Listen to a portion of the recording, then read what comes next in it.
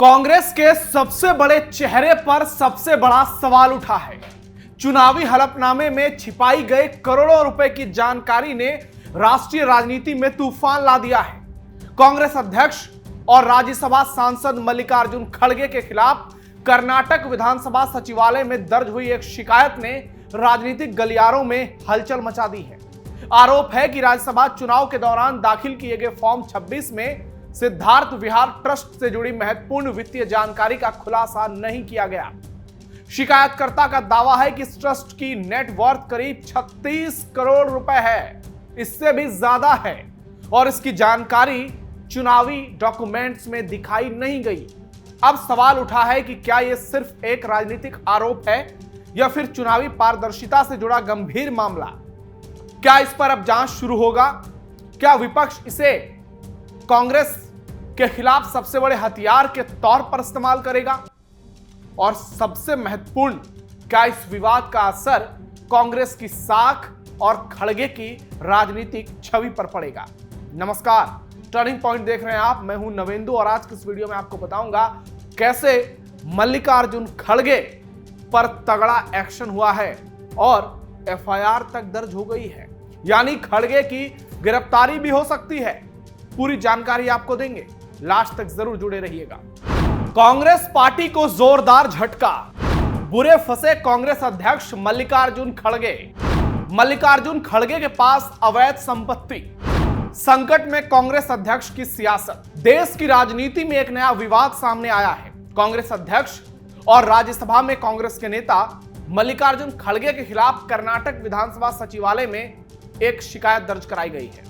यह शिकायत सामाजिक कार्यकर्ता दिनेश कल्लाहल्ली ने की है, जिसमें आरोप लगाया गया है कि खड़गे ने राज्यसभा चुनाव के दौरान दाखिल किए गए अपने चुनावी हलफनामे यानी फॉर्म 26 में सिद्धार्थ विहार ट्रस्ट से जुड़ी महत्वपूर्ण वित्तीय जानकारी को छिपाकर रखा, उसका खुलासा नहीं किया।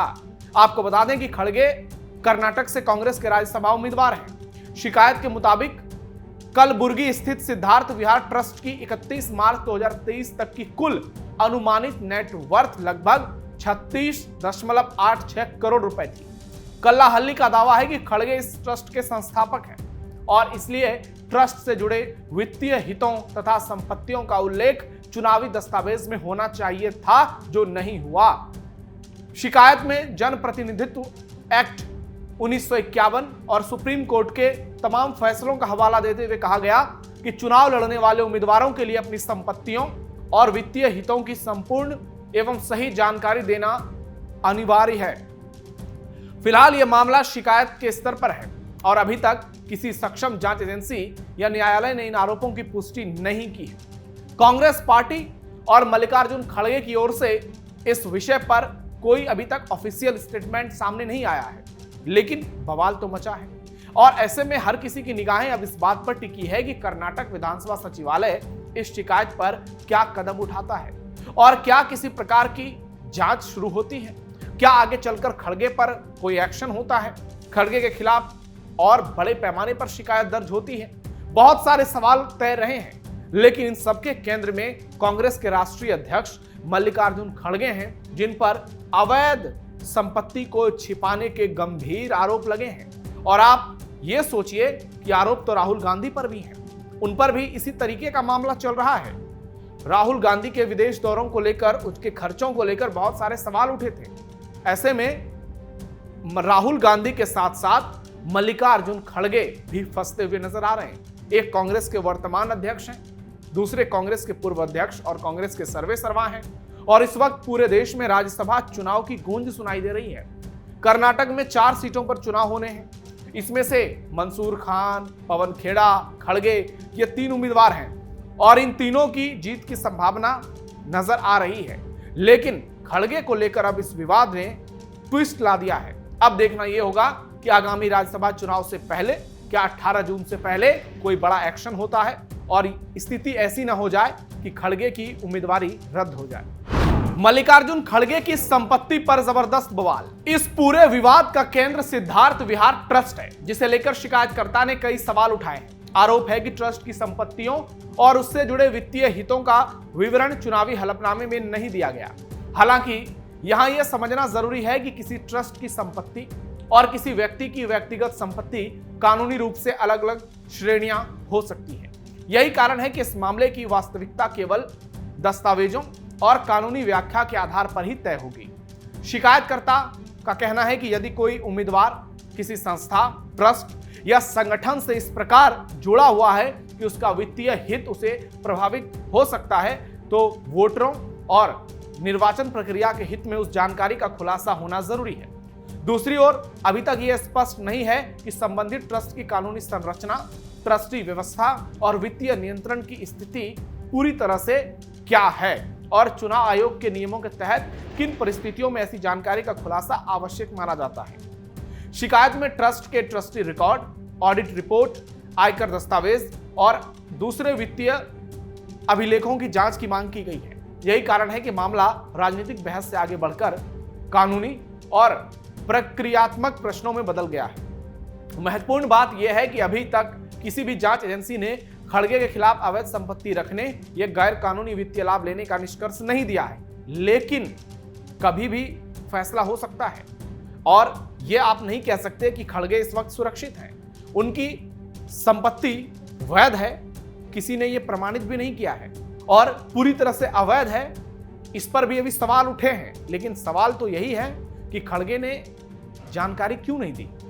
शिकायत ने पारदर्शिता और चुनावी हलफनामे में खुलासे के मुद्दे को एक बार फिर राष्ट्रीय बहस के केंद्र में ला दिया है और इन विवादों के केंद्र में मल्लिकार्जुन खड़गे खुद खड़े हैं, जिसे कांग्रेस पार्टी सबसे बड़े दलित चेहरे के तौर पर पूरे देश में पेश करती है, जिसे कांग्रेस अपने सबसे बड़े नेता के बाद यानी राहुल गांधी के बाद नंबर 2 बताती है पार्टी में। और उसी खड़गे को लेकर अगर इतने आरोप गंभीर लगे हैं तो निश्चित तौर पर यह मामला तूल पकड़ेगा और आने वाले समय में इस पर बवाल होना तय है।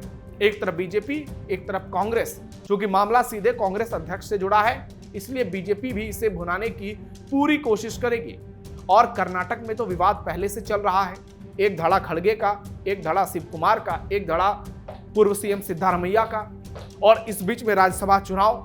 तो कहीं ऐसा ना हो जाए कि राज्यसभा चुनाव के बीच में कांग्रेस पार्टी को इतना बड़ा झटका लग जाए कि खड़गे को लेकर कांग्रेस पार्टी असमंजस में फंस जाए और खड़गे कांग्रेस पार्टी के लिए सबसे बड़ी चुनौती बन जाए।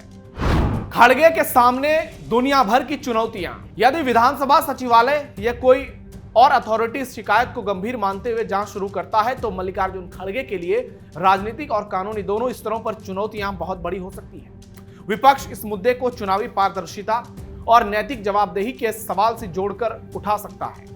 खड़गे वर्तमान में कांग्रेस के राष्ट्रीय अध्यक्ष हैं और पार्टी के सबसे सीनियर नेताओं में गिने जाते हैं। ऐसे में उनके खिलाफ किसी भी प्रकार का आरोप राजनीतिक रूप से बहुत महत्व रखता है। यदि जांच में यह पाया जाता है कि कोई आवश्यक जानकारी वास्तव में छूट गई थी या नियमों के मुताबिक खड़गे ने उसका खुलासा नहीं किया तो आगे कानूनी प्रक्रिया शुरू हो सकती है। वहीं यदि जांच में शिकायत निराधार साबित होती है तो खड़गे की राजनीतिक विरासत जो है उस पर राहत मिल सकती है और कांग्रेस इसे विपक्ष द्वारा प्रायोजित राजनीतिक हमला बता सकती है। फिलहाल सबसे बड़ा सवाल यही है कि क्या शिकायत में लगाए गए आरोप दस्तावेजी जांच की कसौटी पर टिक पाएंगे। दावे तो यही किए जा रहे हैं। चुनावी हलफनामे से जुड़े मामलों में सुप्रीम कोर्ट कई बार यह स्पष्ट कर चुका है कि वोटरों को उम्मीदवारों के बारे में पूरी जानकारी मिलनी चाहिए। इसलिए इस मामले का परिणाम केवल खड़गे तक सीमित नहीं रहेगा, बल्कि भविष्य में चुनावी पारदर्शिता से जुड़े मामलों के लिए भी ये महत्वपूर्ण उदाहरण बन सकता है। यही कारण है कि राजनीतिक गलियारों में इस शिकायत को साधारण विवाद नहीं बल्कि संभावित रूप से बड़े प्रभाव वाले मामले के तौर पर देखा जा रहा है। कांग्रेस राहुल हर तरफ से घिरे। राजनीतिक दृष्टि से देखें तो यह विवाद कांग्रेस पार्टी के लिए असहज स्थिति पैदा कर रहा है। कांग्रेस लंबे समय से पारदर्शिता, जवाबदेही और लोकतांत्रिक मूल्यों की बात तो करती रही है, लेकिन कई बार वो फंसती हुई नजर आती है। ऐसे में यदि उसके राष्ट्रीय अध्यक्ष पर चुनावी हलफनामे में जानकारी छिपाने का आरोप सही साबित होता है तो फिर विपक्ष को हमला करने से कोई नहीं रोक सकता। विपक्ष इस मुद्दे को नैतिकता और विश्वसनीयता के सवाल से जोड़कर जनता के बीच ले जाने की पूरी कोशिश करेगा, क्योंकि अभी फिर से चुनाव आने वाले हैं। उत्तर प्रदेश जैसे बड़े राज्यों में चुनाव है। हालांकि किसी भी राजनीतिक नुकसान का आकलन अभी से करना जल्दीबाजी जरूर होगी, लेकिन इतना तो तय है कि शिकायत ने कांग्रेस को डिफेंसिव मोड में ला दिया है। यदि आने वाले दिनों में इस मामले में कोई आधिकारिक जांच, कानूनी राय या डॉक्यूमेंट से रिलेटेड खुलासे सामने आते हैं तो इसका असर राष्ट्रीय राजनीति पर बड़े पैमाने पर नजर आएगा। दूसरी ओर यदि आरोप प्रमाणित नहीं होते हैं तो कांग्रेस हर बार की तरह इसे अपने खिलाफ दुष्प्रचार का उदाहरण बनाकर सियासी लाभ लेने की कोशिश करेगी। फिलहाल ये मामला आरोप, जवाब और शुरुआती जांच के शुरुआती चरण में है, लेकिन जिस तरह से चुनावी पारदर्शिता का मुद्दा बार बार राष्ट्रीय चर्चा का विषय बनता रहा है, उसे देखते हुए विवाद आने वाले दिनों में और अधिक सुर्खियां बटोर सकता है। और सवाल यह भी है कि बार बार राहुल गांधी पैसों के मामले में क्यों फंसते हैं? बार बार मल्लिकार्जुन खड़गे और कांग्रेस के नेता पैसों से जुड़े, संपत्तियों से जुड़े इस विवाद में क्यों फंसते हैं? सवाल बहुत गंभीर है, जवाब देना पड़ेगा खड़गे को। और अब देखना यह होगा कि कर्नाटक में इस पर क्या एक्शन होता है, क्योंकि बात तो बहुत होने लगी है। सोशल मीडिया पर लोग कह रहे हैं कि अगर जांच हुई, खड़गे दोषी पाए गए तो हो सकता है उनकी सांसदी भी आगे चलकर रद्द हो जाएगी, गिरफ्तारी भी हो सकती है, अवैध संपत्ति पर बुलडोजर एक्शन भी हो सकता है। तो किसी भी संभावनाओं से आप इनकार नहीं कर सकते। देखना होगा आगे चलकर इस पर क्या इस पूरे केस का टर्निंग पॉइंट साबित होता है। फिलहाल के लिए टर्निंग पॉइंट में इतना ही। धन्यवाद।